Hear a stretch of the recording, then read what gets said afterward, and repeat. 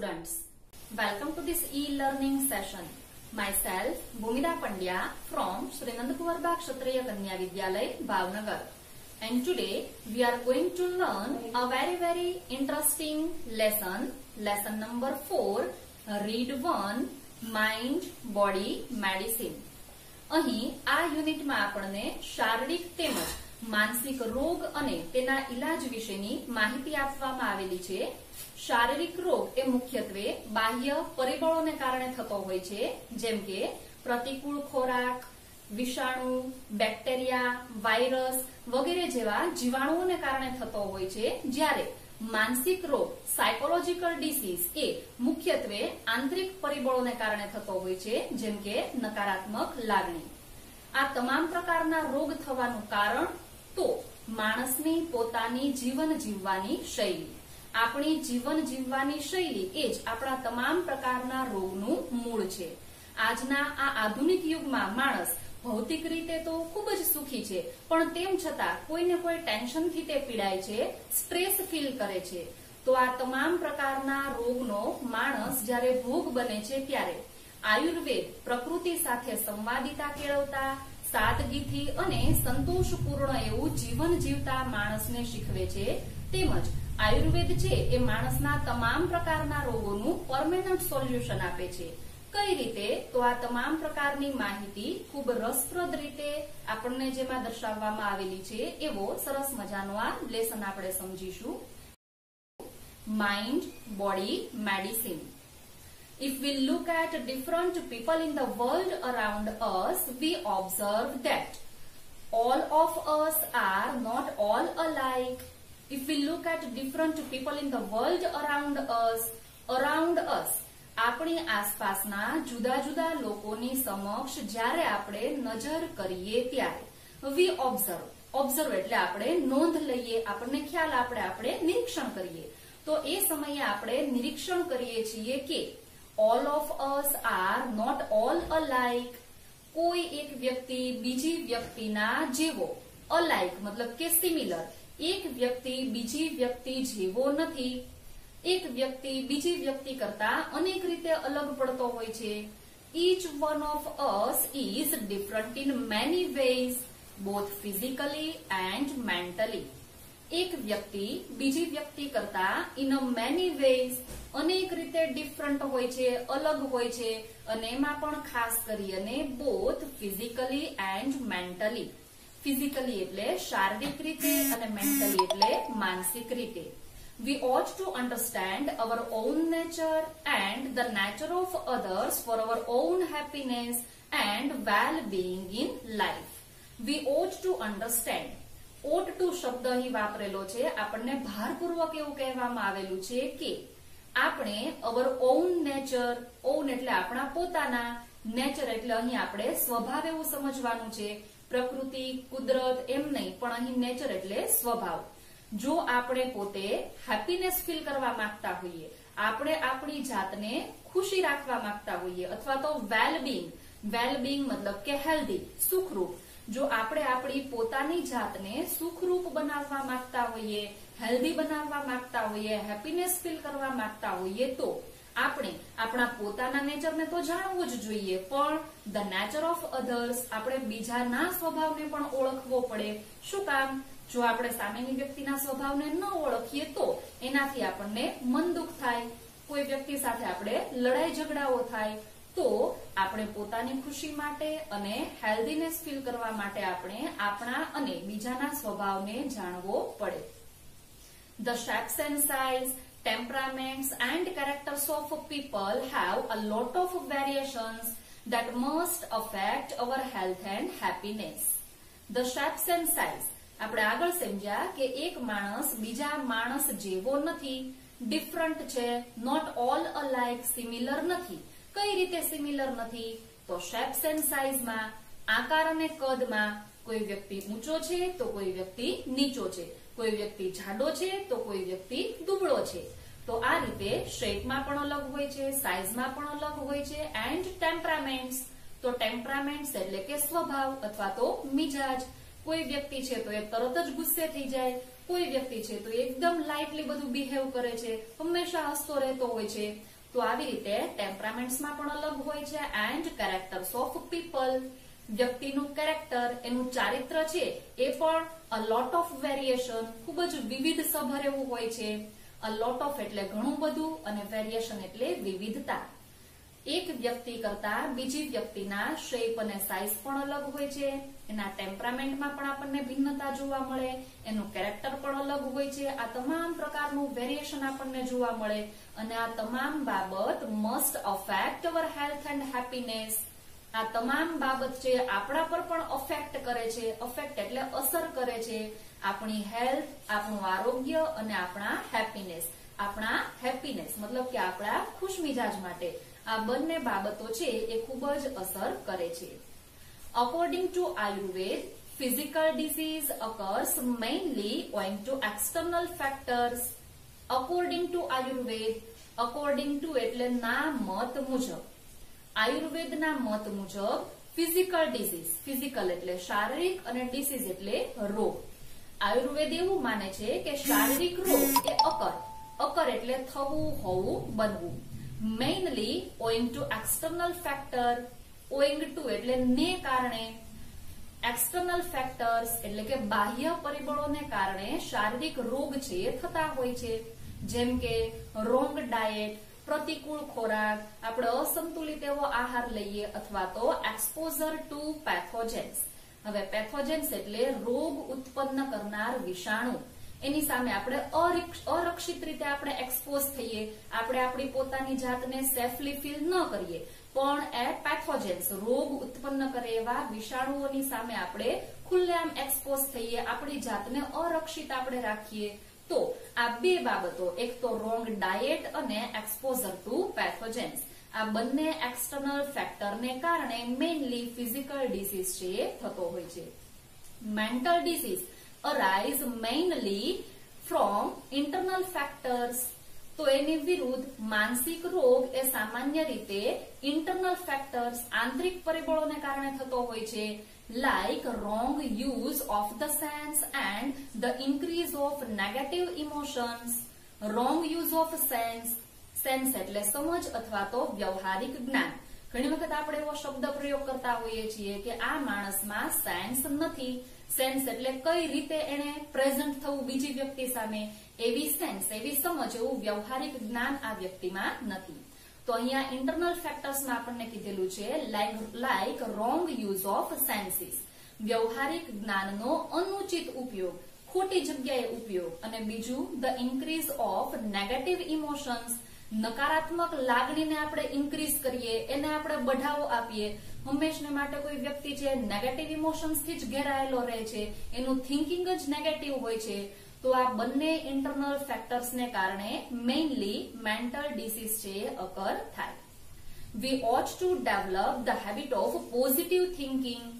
આપણે positive thinking, હકારાત્મક વિચારવાની હેબિટને, ટેવને આપણે ડેવલપ કરવી જોઈએ, વિકસાવવી જોઈએ. શું કામ? કારણ it has a good positive effect on our emotions.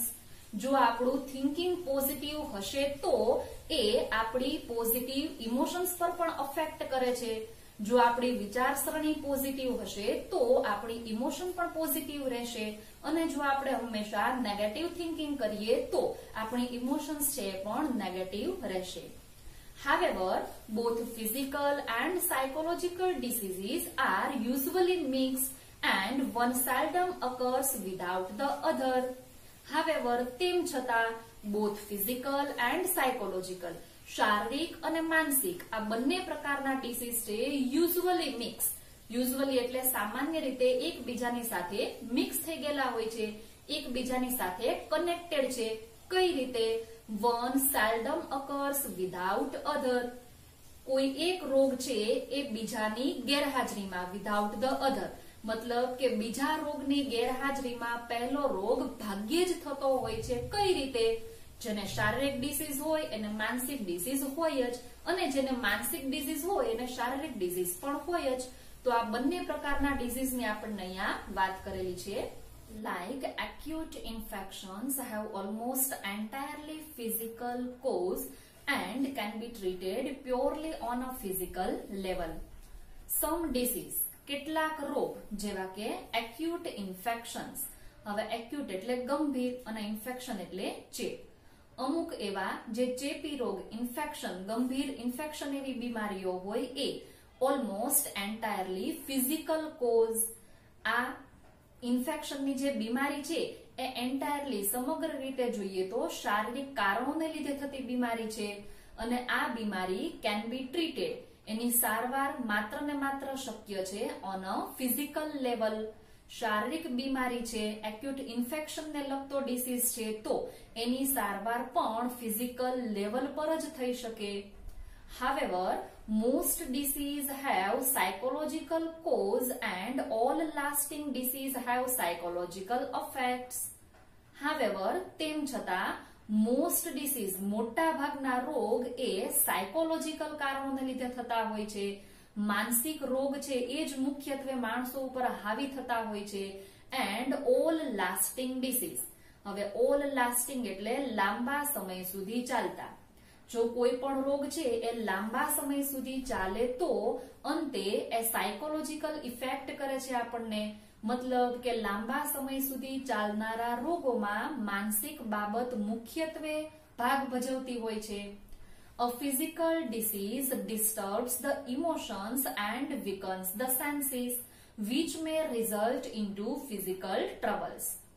Physical disease, શારીરિક રોગથી જો માણસ પીડાતો હોય તો એને કારણે એની ઇમોશન્સ પણ ડિસ્ટર્બ થાય છે, એની લાગણીઓ પણ અસંતુલિત થઈ જાય છે અને વીક થઈ જાય છે, નબળી પડી જાય છે. એની સેન્સ, એનું વ્યવહારિક જ્ઞાન, એની બુદ્ધિ, એની સમજ પણ વીક થઈ જાય છે, એની લાગણી પણ ડિસ્ટર્બ થઈ જાય છે અને આને કારણે રિઝલ્ટ ઇન્ટુ ફિઝિકલ ટ્રબલ્સ, અને આ બધી જ બાબતોને કારણે માણસને શારીરિક ટ્રબલ થવાનું શરૂ થાય છે. They lead to dietary problems, strain the heart and nerves and weaken the physical body. They lead to dietary problems. આ બધી જ ફિઝિકલ ટ્રબલ છે એ માણસને લીડ કરે છે, દોરી જાય છે. કઈ બાબત સુધી? તો આવી બધી શારીરિક મુશ્કેલીઓને કારણે એ વ્યક્તિને ડાયટરી પ્રોબ્લેમ થાય છે. ડાયટરી મતલબ પાચનને લગતી મુશ્કેલીઓ. બીજું તો સ્ટ્રેઇન ધ હાર્ટ, એનું હાર્ટ, એનું હૃદય છે પણ સ્ટ્રેઇન થાય છે, એને હંમેશા તણાવ મહેસૂસ થાય છે, દબાણ મહેસૂસ થાય છે. એન્ડ નર્વ્સ, એની ચેતા, એનું જે ચેતાતંત્ર છે એ પણ સ્ટ્રેઇન થાય છે. એન્ડ વીકન ધ ફિઝિકલ બોડી, અને આ તમામ બાબતોને કારણે એનું શરીર છે એ પણ વીક બની જાય છે, દુર્બળ બની જાય છે. In the modern developed world, our problems are mainly psychological. આ મોડર્ન ડેવલપ્ડ વર્લ્ડમાં, આધુનિક દુનિયામાં મોટા ભાગના આપણા પ્રોબ્લેમ છે સાયકોલોજીકલ હોય છે. માણસ છે માનસિક રીતે જ વધારે પીડાતો હોય છે, કારણ કે we have sufficient food, clothing and shelter which prevent us from getting most physical diseases. શું કામ માણસ છે સાયકોલોજીકલી પીડાતો હોય છે? કારણ કે આપણી પાસે તો સફિશિયન્ટ ફૂડ છે, સફિશિયન્ટ એટલે પૂરતું, આપણી પાસે પૂરતો ખોરાક છે, ક્લોધિંગ કપડા છે, એન્ડ શેલ્ટર એટલે આશરો છે, રોટી કપડા ઓર મકાન, ખોરાક છે, કપડા છે અને આશરો છે. તો આ બધી જ બાબતો છે એનાથી આપણે ફિઝિકલી રીતે તો ફિટ છીએ, which prevent us from getting most physical disease. આ ત્રણેય બાબતો આપણી પાસે હોવાથી આપણે પ્રિવેન્ટ કરીએ છીએ આપણી જાતને ફિઝિકલ ડિસીઝ થી. આ ત્રણેય પાયાની બાબતો આપણી પાસે સફિશિયન્ટ છે, તેથી આપણને ફિઝિકલ ડિસીઝ થતા નથી. તો ઓબ્વિયસ આપણા પ્રોબ્લેમ્સ મોટા ભાગે સાયકોલોજીકલ હોય છે, માનસિક હોય છે. Though most of us have no major physical problems, we still suffer from psychological unrest. Though એટલે તેમ છતાં, જો કે આપણામાંના મોટા ભાગના લોકોને કોઈ પણ પ્રકારના મેજર ફિઝિકલ પ્રોબ્લેમ નથી, કોઈ પણ ગંભીર એવા મેજર એટલે મોટા એવા ફિઝિકલ પ્રોબ્લેમ નથી, શારીરિક બીમારીઓ નથી. વી સ્ટીલ સફર, સ્ટીલ એટલે તેમ છતાં આપણે સફર થઈએ છીએ. સફર એટલે નાથી પીડાવું. આપણે શેનાથી પીડાઈએ છીએ? તો કે સાયકોલોજીકલ અનરેસ્ટ. ભલે આપણને કોઈ મોટો એવો શારીરિક રોગ નથી, પણ તેમ છતાં આપણે માનસિક અનરેસ્ટ થી પીડાઈએ છીએ. તો અનરેસ્ટ એટલે બેચેની, જેમાં આપણને રેસ્ટ જ નથી મળતો, આરામ નથી મળતો, પણ આપણે સતત ને સતત બેચેન રહીએ છીએ. તો તો these unrest may manifest as a feeling of loneliness, not being loved or appreciated, anger, stress or anxiety. તો આ જે અનરેસ્ટ છે, આ જે બેચેની છે, એના કારણે આપણી ફિલિંગ્સ છે એ મેનિફેસ્ટ થઈ છે. હવે મેનિફેસ્ટ એટલે શો કરવું, એને એક્સપોઝ કરવું. આપણી જે આ બેચેની છે એ કેવી રીતે બહાર મેનિફેસ્ટ થાય, દેખાઈ આવે છે, શો થાય છે? તો કે ફિલિંગ ઓફ લોનલીનેસ. આ સાયકોલોજીકલ અનરેસ્ટ ને કારણે આપણને લોનલીનેસ ફીલ થાય, માણસને એકલતા લાગે. બીજું તો કે નોટ બીંગ લવ્ડ, એને એવું લાગે છે કે કોઈ મને પ્રેમ નથી કરતું, અથવા તો નોટ એપ્રિશિએટેડ, મારી કોઈ પ્રશંસા નથી કરતું. એપ્રિશિએટ એટલે વખાણ અથવા તો પ્રશંસા કરવી. તો એને એકલતા લાગે છે, કોઈ એના વખાણ નથી કરતું, એને કોઈ પ્રેમ નથી કરતું. આ તમામ બાબતોને કારણે એનામાં એંગર આવે છે, ગુસ્સો આવે છે, જેના કારણે સ્ટ્રેસ ફીલ કરે, તણાવ મહેસૂસ કરે, અને છેલ્લે એન્ઝાઇટી, એ પોતે સતત ને સતત ઉદ્વેગમાં આવી જાય, ચિંતામય બની જાય છે. તો it can lead to the weakening of our physical energy and prevent us from doing what we really want to do. It can lead to the weakening of our physical energy. અને આ બાબત એની physical એનર્જીને પણ week બનાવી દે છે. એની જે શારીરિક ઉર્જાઓ હોય એ પણ નબળી પડી જાય છે, અને એ ખરેખર જે કરવા માંગે છે, what we really want to do, આપણે ખરેખર જે કરવા માંગીએ છીએ એનાથી આ ફિઝિકલ એનર્જી વીક થવાને કારણે આપણે પ્રિવેન્ટ થઈએ છીએ. મતલબ આપણે જે કરવું છે એ આપણે કરી શકતા નથી. એ બાબત કરવામાં આપણી ફિઝિકલ એનર્જી વીક થઈ ગઈ હોય એ આપણને અટકાવે છે. very way of life breeds unhappiness. our very way of life, way of life એટલે જીવન શૈલી, જીવન જીવવાની કળા. તો આપણી જીવન શૈલી જેવી છે કે જે અનહેપીનેસ ને બ્રીડ્સ કરે છે. બ્રીડ એટલે ડેવલપ કરવું. આપણે જો દુખી હોઈએ, આપણે નાખુશ છીએ, તો એનું કારણ એ આપણી પોતાની જ જીવન શૈલી છે. We have hectic and unstable routines in which there is little peace or contentment. We have hectic એટલે busy, ખૂબ જ વ્યસ્ત એવી આપણી જિંદગી થઈ ગઈ છે. and unstable routine, આપણા રૂટીનમાં સ્ટેબિલિટી નથી, સ્થિરતા નથી. આપણું જીવન છે હેક્ટિક અને અનસ્ટેબલ થઈ ગયું છે, એકદમ બિઝી અને અસ્થિર એવું આપણું રૂટીન થઈ ગયું છે, જેમાં અ લિટલ, ભાગ્યે જ થોડો આપણને ટાઈમ મળે છે, અથવા તો નહીવત, મળતો જ નથી, પીસ ઓર કન્ટેન્ટમેન્ટ. એકદમ બિઝી શેડ્યુલ છે, હેક્ટિક શેડ્યુલ છે, અનસ્ટેબિલિટી છે, જેના કારણે આપણને પીસ એટલે કે શાંતિ અને કન્ટેન્ટમેન્ટ એટલે કે સંતોષ મળતો નથી. We have disturbed the organic roots of life like good food, water and air and a happy family life. આપણે disturbed કરી દીધી છે, અસંતુલિત કરી દીધી છે organic roots of life. હવે organic roots એટલે મૂળભૂત, પાયાની બાબત. આપણે આપણા લાઈફની, આપણા જીવનની મૂળભૂત બાબતને disturbed કરી દીધી છે. કઈ કઈ મૂળભૂત બાબત? તો ગુડ ફૂડ, સારો ખોરાક, પાણી અને હવા, જે આપણે કુદરતી રીતે મેળવીએ છીએ, એ હવે આપણે ડિસ્ટર્બ કરી દીધી છે.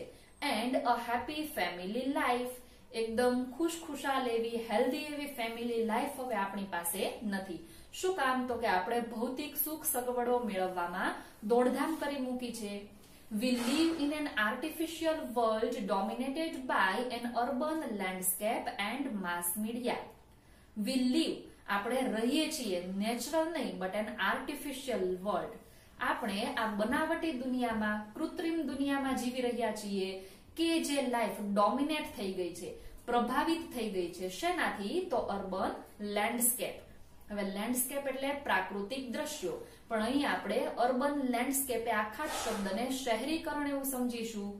તો આપણી જે આ દુનિયા છે એ આર્ટિફિશિયલ થઈ ગઈ છે, નેચરલ નથી રહી.